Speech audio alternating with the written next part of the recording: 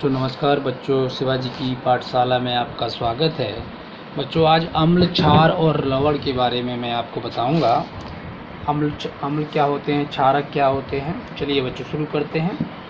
हम अपने दैनिक जीवन में बहुत से पदार्थों का उपयोग करते हैं, जैसे नींबू है, इमली है, सिरका है, नमक है, चीनी आदि। क्या इन सब का स्वाद एक समान होता है बच्चों? क्या नींबू, इमली, सिरका, नमक, चीनी इनका स्वाद एक समान होता है? जब आपने इनको चखा होगा, खाया होगा, तो बिल्कुल अलग अलग स्वाद आपको इसका लगा होगा। आप देखते हैं कि इनमें से कुछ पदार्थों का स्वाद खट्टा होता है, कुछ का कड़वा होता है बच्चों, कुछ का मीठा और कुछ का नमकीन होता है। आइए चर्चा करते हैं कि इन भोज्य पदार्थों का स्वाद खट्टा क्यों होता है। सबसे पहले खट्टे की बात करेंगे। जैसे कि आप बच्चों तालिका देख रहे हैं, इसमें नींबू का रस कैसा होता है बच्चों? खट्टा होता है। संतरे का रस खट्टा होता है। सिरके का जो स्वाद होता है वो भी खट्टा होता है। इसके अलावा दही का जो हम लोग खाते हैं वो भी खट्टा होता है। इमली, कच्चा आम, ये क्या होते हैं? खट्टे होते हैं। इसके अलावा बहुत सारे पदार्थ जो हम डेली खाते हैं वो सभी कई पदार्थ ऐसे होते हैं जो स्वाद में खट्टे होते हैं। इनके अंदर किस अम्ल की उपस्थिति होती है? साइट्रिक अम्ल की उपस्थिति होती है। इसका मतलब जिसके अंदर अम्ल की उपस्थिति होती है वो खट्टे होते हैं। ठीक है। अम्ल स्वाद में कैसा होता है? खट्टा होता है। ये हमने सीखा यहाँ पे। अब देखिए अम्ल के बारे में थोड़ा हम लोग पढ़ते हैं। उपयुक्त सारणी में अंकित नींबू, सिरका, दही, इमली एवं कच्चा आम आदि पदार्थों का स्वाद खट्टा होता है। ठीक है। इनका खट्टापन इनमें उपस्थित एक विशेष प्रकार के यौगिक के कारण होता है जो अम्ल या एसिड कहलाता है। अम्ल को ही इंग्लिश में एसिड कहते हैं। एसिड शब्द जो है लैटिन भाषा के एसियर से बना है, जिसका अर्थ होता है खट्टा। यानी जो एसिड शब्द लिया गया है वो लैटिन भाषा के एसियर शब्द से लिया गया है बच्चों, जिसका अर्थ क्या होता है? खट्टा होता है। वह पदार्थ जो स्वाद में खट्टे होते हैं अम्ल कहलाते हैं। और भोज्य पदार्थों में पाए जाने वाले अम्ल प्राकृतिक या कार्बनिक, प्राकृतिक भी हो सकते हैं बच्चों, कार्बनिक, यानी प्राकृतिक बोलो या फिर कार्बनिक बोलो, एक ही बात है। प्रकृति से जो हमें मिलता है डायरेक्ट, उसमें हम किसी प्रकार की मिलावट या किसी प्रकार की बनावट नहीं करते, उसको हम कार्बनिक बोलते हैं या प्राकृतिक अम्ल बोलते हैं। और ये अम्ल बहुत क्षीण प्रकृति के होते हैं, यानी दुर्बल अम्ल होते हैं। इनकी इस दुर्बल प्रकृति के कारण ही हम इनका उपयोग भोज्य पदार्थों के रूप में करते हैं। ठीक है। दुर्बल मतलब इनको खाने पे हमें किसी प्रकार का नुकसान नहीं होता है, बल्कि हमारी सेहत को, हमारे स्वास्थ्य के लिए ये स्वास्थ्यवर्धक होते हैं बच्चों। कुछ अम्ल बहुत प्रबल होते हैं जो त्वचा पर पड़ जाने के बाद उसे बुरी तरह से जला देते हैं। इन्हें खनिज अम्ल या प्रबल अम्ल कहते हैं, जैसे सल्फ्यूरिक अम्ल, हाइड्रोक्लोरिक अम्ल और नाइट्रिक अम्ल। ये कैसे अम्ल हैं? ये प्रबल अम्ल हैं। यदि ये हमारी त्वचा पर गिर जाएँ तो ये क्या करेंगे? हमारी त्वचा को नुकसान पहुँचा देंगे, हमारी त्वचा को प्रभावित करेंगे, जला देंगे। इससे क्या होता है? इनकी प्रबल प्रकृति के कारण इन्हें हाथ से छूना और चखना बहुत हानिकारक होता है। इनको हम छू नहीं सकते। इनको छूने से क्या होगा? हमें ये जला सकते हैं, हमें हानि पहुंचा सकते हैं। ऐसे अम्ल जिनमें पानी की मात्रा अधिक होती है बच्चों तथा अम्ल की मात्रा कम होती है, उनको तनु अम्ल कहा जाता है। यानी कि पानी की मात्रा ज़्यादा हो और अम्ल की मात्रा कम हो तो तनु अम्ल कहलाते हैं। और जिन अम्लों में पानी की मात्रा बच्चों बहुत कम होती है उन्हें सांद्र अम्ल कहा जाता है। यानी कि ऐसे अम्ल जिनमें पानी की मात्रा बहुत कम होती है और अम्ल की मात्रा बहुत ज़्यादा होती है वो सांद्र अम्ल, यानी कि वो आपके जो कि बहुत ज़्यादा गाढ़े अम्ल होते हैं। वो क्या करते हैं? वो त्वचा को बहुत ज़्यादा नुकसान पहुँचा सकते हैं, पहुंचाते हैं बच्चों। सांद्र अम्लों में पानी, अब सांद्र अम्लों को हम तनु अम्ल बना सकते हैं। सांद्र अम्लों को तनु अम्ल बनाने के लिए हमें पानी की मात्रा उसमें बढ़ानी होगी, लेकिन पानी की मात्रा को बढ़ाने के लिए हमारे पास सही तरीके से हमें मिलाना होगा। क्या करना होगा? सांद्र अम्ल को तनु बनाते समय हमें विशेष चीज़ों का ध्यान रखना चाहिए बच्चों। क्या रखना चाहिए? पात्र में पानी लेकर क्या करें? पहले पात्र में पानी ले लेंगे, फिर धीरे धीरे उसमें अम्ल को मिलाएंगे। यानी कि किसी बर्तन में पहले क्या करेंगे? पानी को भर लेंगे, जितने पानी में हमको अम्ल मिलाना है, फिर धीरे धीरे हम उसमें अम्ल को मिलाएंगे। कभी भी अम्ल में पानी नहीं डालना चाहिए। यानी कि अम्ल पहले भर के रख लो, उसके ऊपर से पानी डालो, उससे क्या होगा? उसकी छींटें जो कि हमारे हाथ में या कहीं पर भी लग सकती हैं और हमारी त्वचा को नुकसान पहुंचा सकती हैं। ऐसा करने से अम्ल क्या करेगा? जलने की संभावना, अम्ल से जलने की संभावना बढ़ जाती है। प्रबल अम्ल से यदि त्वचा जल जाए तो तुरंत क्या करना चाहिए? पानी की अधिक मात्रा से धो लेना चाहिए, जिससे क्या होगा? वो प्रबल अम्ल तनु अम्ल में बदल जाएगा और उसका प्रभाव बहुत कम हो जाएगा बच्चों। यानी उसका प्रभाव निष्क्रिय के समान हो जाएगा या निष्क्रिय हो जाएगा। ठीक है। क्षारक क्या होते हैं? ये तो हमने अम्ल पढ़े थे। अम्ल क्या होते हैं? स्वाद में खट्टे होते हैं। दो तरह के अम्ल होते हैं, एक प्रबल अम्ल होते हैं और एक कैसे होते हैं? तनु अम्ल होते हैं। ठीक है। प्रबल अम्ल जो है हमारी त्वचा को क्या करते हैं, नुकसान पहुंचाते हैं। और प्रबल अम्ल जो तनु अम्ल होते हैं, जो कि हम दिन प्रतिदिन अपने खाने पीने और भोजन की सहायता से अपने शरीर में ग्रहण करते हैं। क्षारक क्या होते हैं बच्चों? खाने वाला सोडा जो होता है बेटा Na2CO3 सोडियम कार्बोनेट के विलयन को अपनी उंगलियों के बीच में रगड़ें तो ये साबुन जैसा चिकना लगता है। कैसा लगता है बच्चों? साबुन जैसा चिकना लगता है। यदि हम इसको Na2CO3 को यानी खाने वाले सोडे को यदि पानी में घोल लेंगे तो हम यदि उसको हाथ से पकड़ेंगे तो कैसा लगेगा? साबुन जैसे चिकना लगता है। ऐसे पदार्थ को स्पर्श करने में साबुन जैसे लगते हैं। भस्म या क्षारक या बेस कहलाते हैं। 3 नाम होते हैं इसके, भस्म, क्षारक या बेस कहलाते हैं बच्चों। जो भस्म या क्षारक जो है जल में अत्यधिक घुलनशील होते हैं, यानी कि ऐसे भस्म जो अत्यधिक घुलनशील होते हैं, भस्म या क्षारक जो अत्यधिक इसमें घुलनशील होते हैं, जल में घुलनशील होते हैं, उन्हें क्षार या एल्कली कहते हैं बच्चों। उनके कुछ उदाहरण ये हैं: sodium hydroxide NaOH sodium hydroxide, KaOH potassium hydroxide, चूने का पानी, NaNH4OH यानी अमोनियम हाइड्रोक्साइड आदि। ये सारे के सारे ऐसे हमारे क्या हैं? ये सारे के सारे ऐसे भस्म हैं जो कि पानी में घुल जाते हैं पूर्णतः। और ये सारे के सारे क्या कहलाते हैं बच्चों? ये सारे के सारे जब ये पानी में घुल जाते हैं पूरे के पूरे भस्म, इन्हीं भस्म को क्षार या एल्कली कहा जाता है। लेकिन कुछ अतः इसीलिए हम कहते हैं कि सभी क्षार क्या होते हैं बच्चों? सभी के सभी क्षार जो होते हैं भस्म होते हैं, क्योंकि ऐसे भस्म जो पानी में पूर्णतः घुलनशील होते हैं उनको क्या कहा जाता है?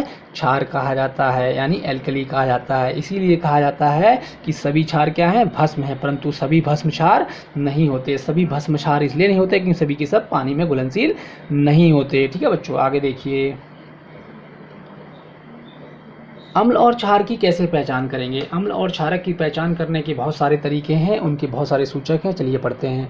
अम्ल एवं क्षार की पहचान करने के लिए हम विशेष प्रकार के पदार्थों का उपयोग करते हैं और इन पदार्थों का हम सूचक कहलाते हैं, यानी इन पदार्थों को सूचक कहते हैं। कहने का मतलब ऐसे पदार्थ जिनका हम उपयोग किसके लिए करते हैं? अम्ल और क्षारक की पहचान करने के लिए कहते हैं। ऐसे पदार्थों को हम क्या कहते हैं? सूचक कहते हैं। इन सूचकों को जब हम किसी अम्लीय और क्षारीय विलयन में क्या करते हैं? मिलाते हैं या पदार्थों के विलयन में मिलाया जाता है, तब इनका रंग बदल जाता है बच्चों। जैसे कि इन्हें जो सूचक के रूप में जो हम लोग इस्तेमाल करते हैं वो लिटमस पेपर का इस्तेमाल करते हैं, हल्दी का करते हैं, गुड़हल की पंखुड़ियों का करते हैं। इसके अलावा और भी हम लोग करते हैं, जिसमें कि लिटमस पेपर ऑरेंज फिनोफ्थलीन का भी करते हैं बच्चों। ठीक है, इसके अलावा हम और भी करते हैं, मिथाइल ऑरेंज का भी करते हैं। तो हम एक एक करके पढ़ते हैं क्या होता है। तो जैसे कि सबसे पहले हम लेते हैं किसका? अम्ल एवं क्षारक की पहचान करने के लिए प्राय लिटमस पेपर का उपयोग किया जाता है, यानी लिटमस पेपर का प्रयोग सबसे ज़्यादा किया जाता है। और ये 2 रंग का होता है बच्चों। लिटमस पेपर नीले एवं लाल रंग के कागज़ की पट्टियों के रूप में उपलब्ध होता है, यानी कि ये हम कहीं से भी उपलब्ध कर सकते हैं, किसी भी दुकान से, जो कि केमिस्ट वगैरह है या जो केमिकल की दुकानें होती हैं वहाँ से हम इनको मिल जाता है हमको।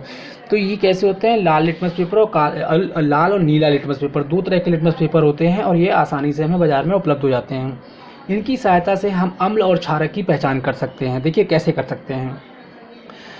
लिटमस पेपर, नीला लिटमस पेपर अम्ल में डुबाने पर लाल हो जाता है। देखिए अम्ल का विलयन है, यदि हम उसमें नीला लिटमस पेपर डुबाएंगे बच्चों तो कैसा हो जाएगा? लाल हो जाएगा।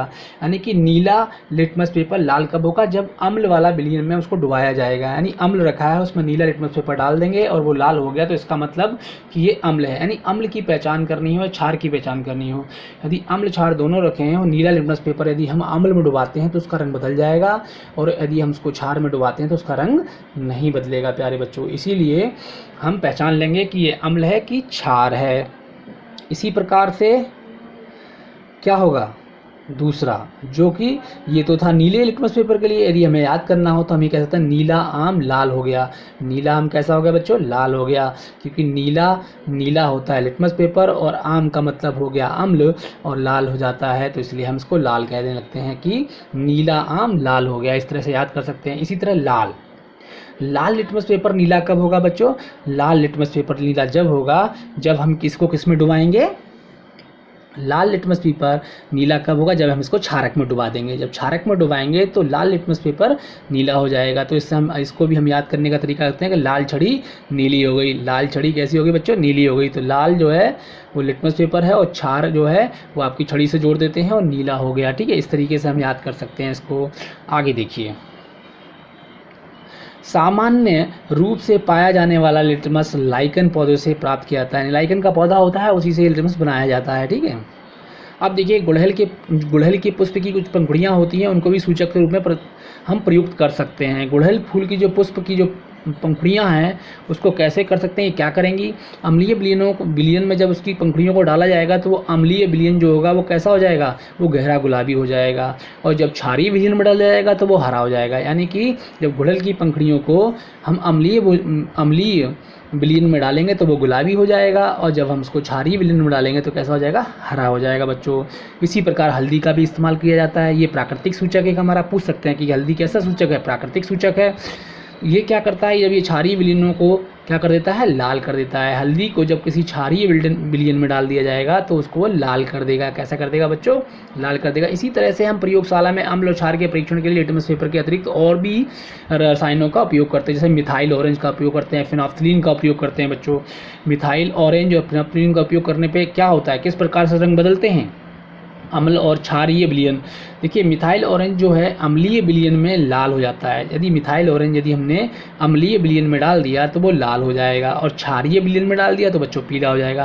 यानी मिथाइल ऑरेंज कलर का होता है। जब हम इसको मिथाइल ऑरेंज को किस में डालते हैं बच्चों, अम्लीय विलयन में डालते हैं तो कैसा हो जाता है, लाल, और जब इसको क्षारीय विलयन में डालते हैं तो कैसा हो जाता है, पीला।